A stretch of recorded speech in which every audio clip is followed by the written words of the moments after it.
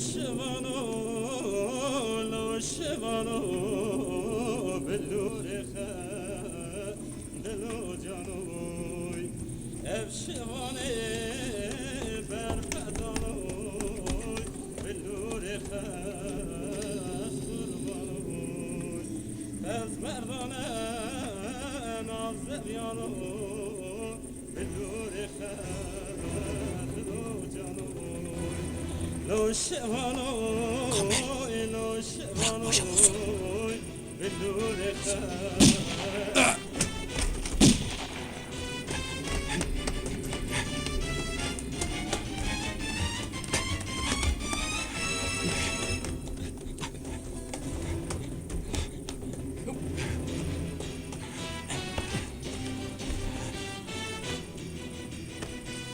Ölmüş ağam. Suratına sakın! Suratına! Tanımasın! Tanımasın hiç kimse! Sak! Sak! Sak bir daha! Bir daha!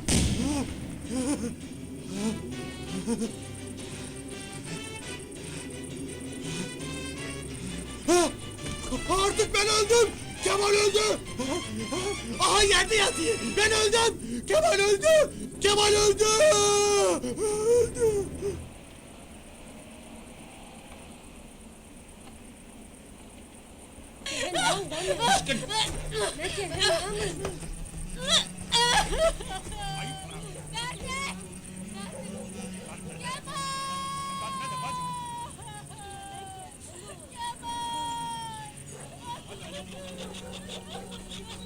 Deliller ve şahitler cesedin Recep Şanoğlu Kemal'e ait olduğunu göstermektedir.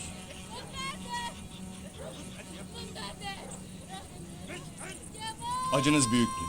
Mutlaka bir gören, duyan, bilen olmalı. Halk bize yardım etmeli.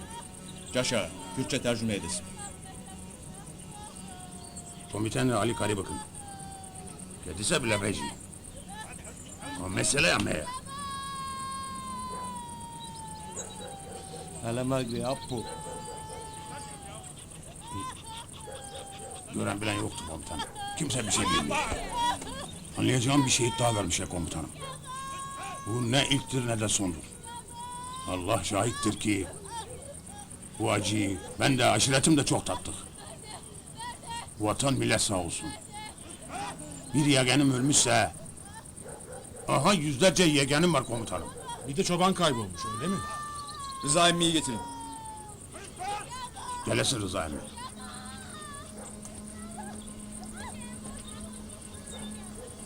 Metin olasın Rıza emmi. Ne de olsa senin oğlun sağdır. Sağ mıdır, ölü müdür belli değildir ağam. İnşallah sağdır, üzülmeyesin. En yakın zamanda oğluna kavuşacaksın. Bu Hakan Kanlar yerde kalmayacak.